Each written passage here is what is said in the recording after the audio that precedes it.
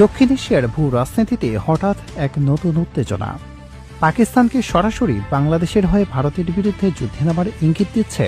সম্প্রতি পাকিস্তানের ক্ষমতাসীন দল মুসলিম লীগের যুব শাখার নেতা কামরান সাইদ ওসমানীর একটি বিস্ফোরক ভিডিও বার্তা তোলপাড় সৃষ্টি করেছে ভারত ও পাকিস্তানের সংবাদ মাধ্যমে, যেখানে তিনি ভারতকে সরাসরি হুঁশিয়ারি দিয়ে বলেছেন, বাংলাদেশে হামলা হলে চুপ থাকবে না পাকিস্তান। तो मेरे भाई उस्मान हादी, आपने एक क्लियर मैसेज दे दिया और वो क्लियर मैसेज अपनी शहादत के बाद आपने ये दिया कि कौमें जो है वो गोलियों से नहीं खामोशी से। মঙ্গলবার 23 ডিসেম্বর ইন্ডিয়া টুডের এক রিপোর্ট অনুযায়ী কামরান সাইদ ওসমানী ভারতকে সরাসরি হুমকি দিয়েছেন।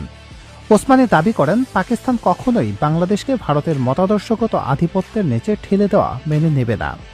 তার মতে, ভারত যদি বাংলাদেশের স্বায়ত্তশাসনের উপর কোনোভাবে আঘাত হানে বা কুদৃষ্টি দেয়, তবে তার জবাব দেবে পাকিস্তানের সেনাবাহিনী ও তাদের বিধ্বংসী মিসাইল। শুধু হুমকি দিয়েই ক্ষান্ত হননি ওসমানী, তিনি বাংলাদেশ ও পাকিস্তানের মধ্যে একটি শক্তিশালী সামরিক জোট গঠনেরও আহ্বান জানান। রাজনৈতিক বিশ্লেষকরা মনে করছেন, বাংলাদেশের সাম্প্রতিক পরিবর্তনের পর পাকিস্তান ও বাংলাদেশের মধ্যে সম্পর্ক উন্নয়নের যে চেষ্টা চলছে, ওসমানীর এই বক্তব্য এই পালে নতুন হাওয়া দিল।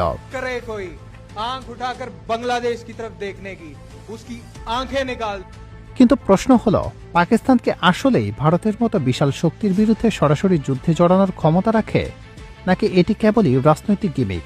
ভারতের তরফ থেকে এই বক্তব্যের বিষয়ে এখনও আনুষ্ঠানিক কোনো কড়া প্রতিক্রিয়া পাওয়া না গেলেও ভারতীয় গণমাধ্যমগুলো বিষয়টিকে উস্কানিমূলক হিসেবে দেখছে।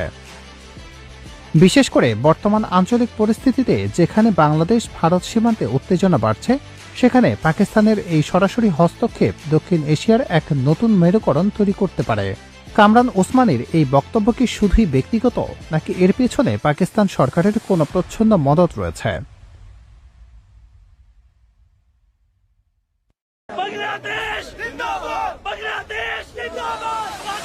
দক্ষিণ এশিয়ার ভূ রাজনীতিতে হঠাৎ এক নতুন উত্তেজনা। পাকিস্তানকে সরাসরি বাংলাদেশের হয়ে ভারতের বিরুদ্ধে যুদ্ধে নামার ইঙ্গিত দিচ্ছে।